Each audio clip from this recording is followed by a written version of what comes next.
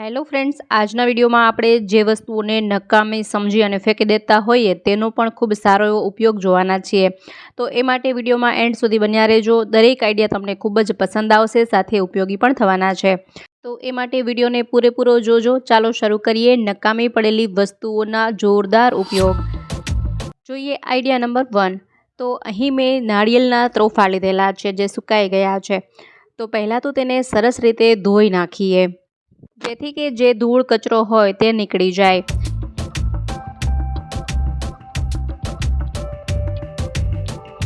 ત્યાર પછી તેમાં કલર કરી લઈએ. તેના માટે અહીં મેં પીળા રંગનો ઉપયોગ કર્યો છે. બંને જ નાળિયેરમાં એક સરખો રંગ કરીએ. અહીં આપણે જે વોટ્સએપ વગેરેમાં જે ઇમોજી આવતી હોય તે બનાવવાની છે, તેટલા માટે મેં પીળા કલરનો ઉપયોગ કર્યો છે. અને ત્યાર પછી હવે આપણે અલગ અલગ ઇમોજીસ તેમાં દોરીશું.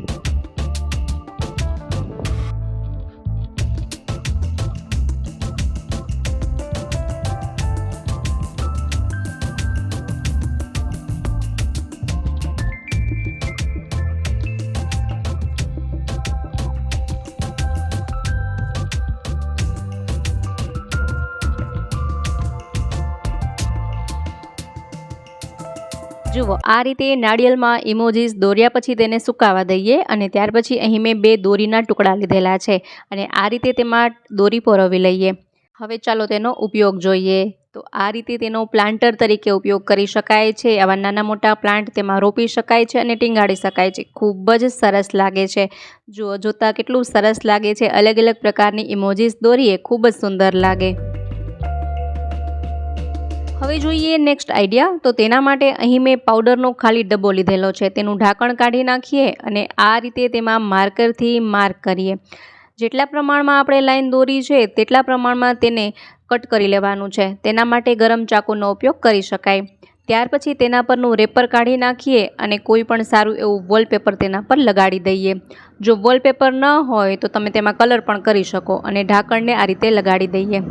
જુઓ, આ રીતે તમે તેમાં સ્ટેશનરીનો સામાન રાખી શકો છો અને તેને ટીંગાડીને પણ રાખી શકાય છે. એ સિવાય તેમાં ટૂથબ્રશ, ટંગ ક્લીનર વગેરે પણ રાખી શકાય. ખૂબ જ સરસ લાગે છે.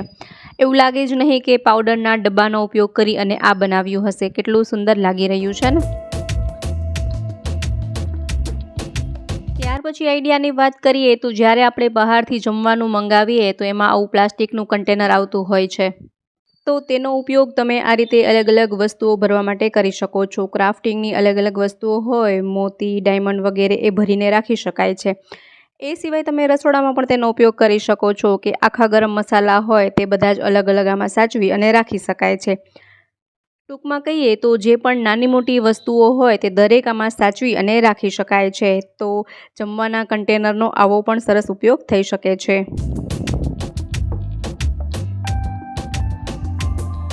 ત્યાર પછી જોઈએ નેક્સ્ટ આઈડિયા. તો ઘણી વખત ઘરમાં આવી કાચની બરણીઓ પણ વધતી હોય છે, તો તેનો ઉપયોગ જોઈએ. તો પહેલાં તો તેના પરનું રેપર કાઢી નાખીએ અને ત્યાર પછી અહીં આપણે વ્હાઇટ ગ્લુથી આ રીતે તેમાં ગ્લુ લગાવીએ અને બ્રશથી સરસ રીતે તેના પર સ્પ્રેડ કરી દઈએ. અને હવે અહીં મેં 1 મુઠ્ઠી જેટલા ચોખા લીધેલા છે અને હવે આ વ્હાઇટ ગ્લુ પર ચોખા ચોંટાડીએ.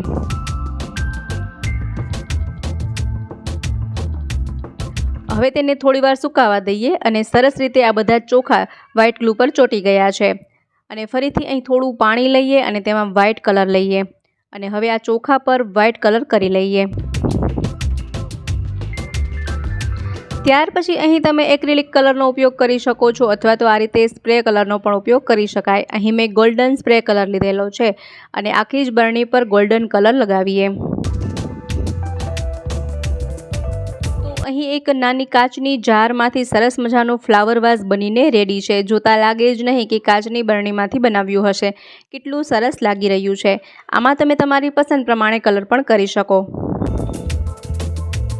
હવે જોઈએ નેક્સ્ટ આઈડિયા. તો દરેક ઘરમાં આવા જૂના ટૂથબ્રશ પડ્યા જ હોય છે. તેનો પણ ખૂબ સારો ઉપયોગ કરી શકાય. અહીં મેં 2 ટૂથબ્રશ લીધેલા છે અને તેને આ રીતે સેલોટેપ વડે ચોંટાડી દઈએ. જુઓ, હવે આનો ઉપયોગ તમે બારીની સ્લાઇડર વગેરે સાફ કરવા માટે કરી શકાય છે. એસી સાફ કરી શકાય, કુલર સાફ કરી શકાય, બારી વગેરે સાફ કરી શકાય છે. એ સિવાય જો બ્રશને આ રીતે આપણે લગાડીએ તો આપણે વોશ બેસિન વગેરેમાં ઉપયોગ કરી શકાય છે. વોશ બેસિન પણ આનાથી ખૂબ સરસ સાફ થઈ જાય છે. તો આ રીતે બ્રશનો અલગ અલગ રીતે ઉપયોગ કરી શકાય છે। ત્યાર પછી જોઈએ તો ઘણી વખત અમુક બરણીઓમાં આવા ઢાંકણ આવતા હોય છે, હેન્ડલવાળા ઢાંકણ। તો આવા ઢાંકણનો તમે આવો ઉપયોગ કરી શકો। તેના પર આપણે ગ્લુગનથી ગ્લુ લગાડીએ અને રસોડામાં દીવાલ પર આ રીતે ચોંટાડી દઈએ તો સરસ મજાનું એક હેન્ડલ બનીને રેડી થાય છે, જેમાં આપણે મસોતા અથવા નેપકિન વગેરે ટીંગાડી અને રાખી શકાય છે। ખૂબ જ સરસ લાગે છે, એવું લાગે નહીં કે ઢાંકણનો ઉપયોગ કર્યો છે। એ સિવાય જે અમુક આવા મોટા ઢાંકણ આવતા હોય તેનો પણ ખૂબ સારો ઉપયોગ કરી શકાય। તો તેના માટે અહીં મેં એક દોરી લીધેલી છે અને ગ્લુગનથી ગ્લુ લગાડી અને આ રીતે દોરી તેના પર ચોંટાડી દઈએ। હવે આ રીતે તેના પર ટપકા દોરી અને એ ટપકામાં કાણા પાડી લેવાના છે। હવે તમારા પાસે જેટલી પણ ઇયરિંગ્સ કે ઇયર ટોપ્સ વગેરે હોય તેને તમે આમાં સાચવી અને રાખી શકો છો। દરેક બુટ્ટી વગેરે સરસ રીતે સચવાઈ જશે અને આને કબાટમાં ટીંગાડી અને રાખી શકાય છે। જ્યારે પણ બુટ્ટી વગેરે જોઈએ તો સહેલાઈથી મળી પણ જાય છે અને દેખાવમાં પણ ખૂબ સરસ લાગે છે। એ સિવાય ઘણી વખત ઘરમાં આવા પતરાના ડબ્બા પણ પડ્યા હોય છે અને તેના ઢાંકણનો પણ ઉપયોગ જોવાના છીએ। તો આ ડબ્બાનો ઉપયોગ તમે માપ રાખવા માટે એટલે કે ઘઉં, બાજરી વગેરેના માપ માટે રાખી શકાય છે। જ્યારે ઘરમાં ઘઉં, ચોખા, બાજરી વગેરે દળાવવાના હોય અને તેનું માપ ન ખબર હોય તો આ રીતે જે 1 kg કે 2 kg વાળા પતરાના ડબ્બા આવતા હોય તેને તમે માપ તરીકે રાખી શકો છો અને ઘઉં, ચોખા, બાજરી વગેરેનું માપ લઈ શકાય છે। ખૂબ જ સરસ એવો આઈડિયા છે। એ સિવાય હવે આજે તે પતરાનું ઢાંકણ વધ્યું છે તેનો ઉપયોગ આપણે પિઝા કટર તરીકે કરી શકાય છે। એ સિવાય જે આલુ પરાઠા વગેરે બનાવ્યું હોય અથવા પિઝા બનાવ્યા હોય તો તેને આનાથી કટ કરી શકાય છે। અહીં મેં એક્ઝામ્પલ તરીકે રોટલી લીધેલી છે, પરંતુ અહીં તમે આલુ પરોઠા, પિઝા વગેરેને કટ કરી શકો છો। ખૂબ જ સરસ એવો આઈડિયા છે। ત્યાર પછી વાત કરીએ તો ઘરમાં ઘણી વખત આવી સુકાઈ ગયેલી નેઇલ પોલિશ પડી હોય છે જે કંઈ જ કામમાં આવતી નથી, પરંતુ આજે આપણે તેનો પણ ઉપયોગ જોવાના છીએ, તેના ઢાંકણનો પણ ઉપયોગ જોવાના છીએ। તો અહીં મેં અમુક એવી નેઇલ પોલિશ લીધેલી છે જે સુકાઈ ગઈ છે। હવે આપણે જે નેઇલ પોલિશનો જેવો રંગ છે તેવો જ રંગ તેના પર ફરીથી કરીએ અને સરસ ઘાટા રંગની નેઇલ પોલિશ બનાવીએ।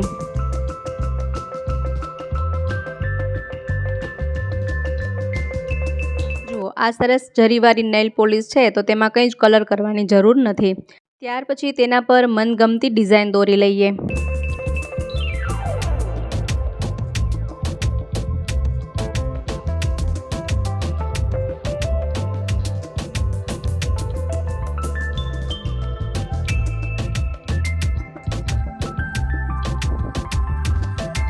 હવે તેને સુકાવા દઈએ। તો આનો શું ઉપયોગ છે એ જોઈએ। તો આને તમે આ રીતે નાના મિની ફ્લાવર વાસ તરીકે ઉપયોગમાં લઈ શકો છો। ખૂબ જ સરસ લાગે છે, એવું લાગે જ નહીં કે આ સુકાયેલી નેઇલ પોલિશમાંથી બનાવ્યું હશે। જોતાં ખૂબ જ સરસ લાગે છે।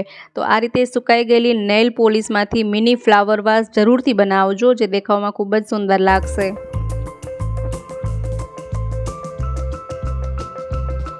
હવે તેના ઢાંકણની વાત કરીએ તો જ્યારે ઘરમાં આ રીતે પેઇન્ટિંગ બ્રશ ન હોય તો તમે બાળકોને આ રીતે તેના ઢાંકણ પણ આપી શકો છો। તેનાથી પણ આપણે આ રીતે પેઇન્ટિંગમાં કલર કરી શકાય છે। તો આ એક બ્રશનું પણ કામ કરી શકે છે। એ સિવાય ઢાંકણનો બીજો ઉપયોગ જોઈએ તો ઢાંકણમાંથી જે બ્રશવાળો ભાગ છે તે કાઢી નાખીએ અને ફક્ત ઢાંકણ રાખીએ। તો આ રીતે આપણે ફક્ત ઢાંકણ કલેક્ટ કરવાના છે। હવે તેમાં ગ્લુગનથી ગ્લુ લગાડી અને રસોડામાં ચોંટાડી શકાય છે। તો આના પર તમે કોઈ પણ વસ્તુને ટીંગાડી અને રાખી શકો છો। શાકભાજીની થેલી વગેરે કોઈ પણ વસ્તુ ટીંગાડીને રાખી શકાય છે અને સરસ મજબૂતાઈથી તે ચોંટી પણ જાય છે। ખૂબ જ સરસ એવો આઈડિયા છે। ત્યાર પછી ઘણી વખત આવા પ્લાસ્ટિકના કન્ટેનર પણ રસોડામાં વધતા હોય છે, તો તેના પર આપણે આ રીતે પહેલાં તો વોલપેપર લગાવી દઈએ જેથી કે તેની એડવર્ટાઇઝમેન્ટ ઢંકાઈ જાય। ત્યાર પછી એક કાર્ડબોર્ડનો ટુકડો લઈ અને તેના આ રીતે 3 સેક્શન બનાવી અને તેમાં રાખી દઈએ તો સરસ મજાનું સ્ટેશનરીનો સામાન સચવાઈ જાય એવું કન્ટેનર બનીને રેડી થઈ ગયું છે। તો આમાં તમે અલગ અલગ સ્ટેશનરી સામાન રાખી શકો છો। એ ઉપરાંત આનો ઉપયોગ રસોડામાં ચમચી, ચમચા વગેરે રાખવા માટે પણ કરી શકાય। ત્યારબાદ તેના ઢાંકણના ઉપયોગની વાત કરીએ તો અહીં આપણે કોઈ પણ એક ફોટો લેવાનો છે। તમારો જે મનગમતો ફોટો હોય તે તમે લઈ શકો અને એ ઢાંકણના માપમાં એ ફોટાને કટ કરી અને વ્હાઇટ ગ્લુથી તેના પર ચોંટાડી દઈએ। ત્યાર પછી કોઈ પણ લેસ અથવા તો ફેન્સી દોરી તેના પર લગાવીએ અને આ રીતે અમુક ફ્લાવર લગાવી દઈએ। હવે આને તમે કોઈ પણ મેઇન ડોર પર અથવા તો ફ્રીજના ડોર પર ચોંટાડી શકો છો। ખૂબ જ સરસ લાગે છે, એવું લાગે જ નહીં કે ઢાંકણમાંથી બનાવ્યું હશે અને આપણો સૌથી સરસ ફોટો હોય એ પણ સરસ રીતે રહી જાય। ત્યાર પછી વાત કરીએ નકામી રીલની, તો આવી અમુક રીલ લઈએ અને તેના આવા નાના નાના 1 થી 2 ઇંચના ટુકડા કરી લઈએ। અહીં આપણે 8 થી 10 રીલ લેવાની છે। તો અહીં મેં આ રીતે નાના નાના ટુકડા કરી લીધેલા છે। ત્યાર પછી અહીં આપણે વ્હાઇટ ગ્લુ લઈશું અને હવે એક ડીશમાં થોડું વ્હાઇટ ગ્લુ ઠાલવીએ અને આ ટુકડાને તેમાં બોળી દઈએ। દરેક ટુકડાને વ્હાઇટ ગ્લુવાળા કરી લેવાના છે। ત્યાર પછી અહીં આપણે એક ફુગ્ગો લઈશું, બલૂન લઈશું અને તેમાં આ રીતે રાઉન્ડ સર્કલ દોરી લઈએ। હવે જેટલામાં સર્કલ દોર્યું છે તેમાં આપણે આ રીલના ટુકડા ચોંટાડવાના નથી, એ સિવાય બધા જ ભાગમાં આ રીતે વ્હાઇટ ગ્લુવાળા રીલના ટુકડા ચોંટાડી દઈએ। હવે તેને 1 થી 2 કલાક સુકાવા માટે રાખી દઈએ। તો અહીં તે સરસ રીતે સુકાઈ ગયા છે। હવે કોઈ પણ એક અણીદાર ટાચણી અથવા તો સોયના મદદથી આ જે બલૂન છે તેને આપણે ફોડી નાખીએ।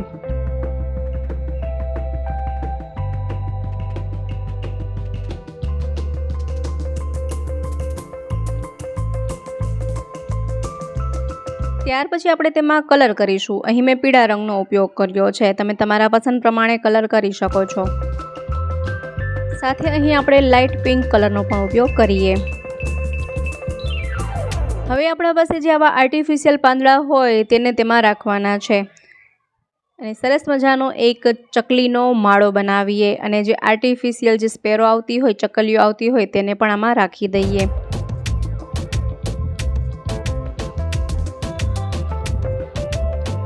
જુઓ, આ રીતે નકામી રીલમાંથી આર્ટિફિશિયલ સ્પેરો નેસ્ટ બનાવી શકાય છે, ચકલીનો માળો બનાવી શકાય છે, જે ખૂબ જ સરસ લાગે છે। જોતા લાગે જ નહીં કે નકામી રીલમાંથી બનાવ્યું હશે।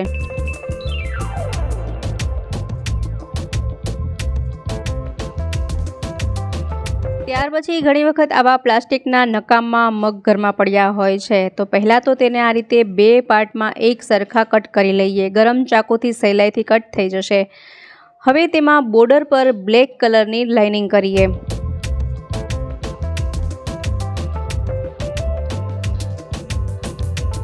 ત્યાર પછી અહીં આપણે કોઈ પણ લેસ પટ્ટી લઈશું અને તેને અહીં આ રીતે ચોંટાડી દઈએ।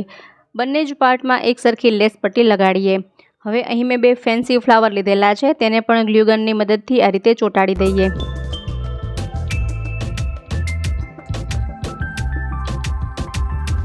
ત્યાર પછી અહીં આપણે કોઈ પણ એક કાર્ડબોર્ડનો ટુકડો લઈશું અને તેને આ રીતે કટ કરી લઈએ। ત્યારબાદ આ કાર્ડબોર્ડના ટુકડા પર કલર કરી લઈએ અને તે સુકાય ત્યાં સુધી આ રીતે આ 2 પાર્ટમાં પણ આ રીતે ડિઝાઇન કરી લઈએ।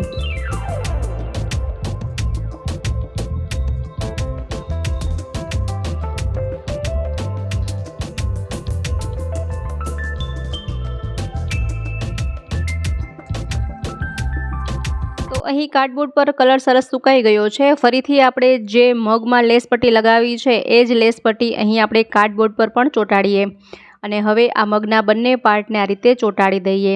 તો ગ્લુગનની મદદથી આ રીતે ચોંટાડી શકાય। તો જુઓ, આ રીતે આપણે સરસ મજાનું વોલ ડેકોર પીસ બનાવી શકાય છે અને તેમાં આ રીતે ફ્લાવર વગેરે રાખી દઈએ। ખૂબ જ સુંદર લાગે છે, જોતા લાગે જ નહીં કે કાર્ડબોર્ડના ટુકડા અને જૂના મગમાંથી બનાવ્યું હશે। ખૂબ જ સુંદર લાગી રહ્યું છે ને।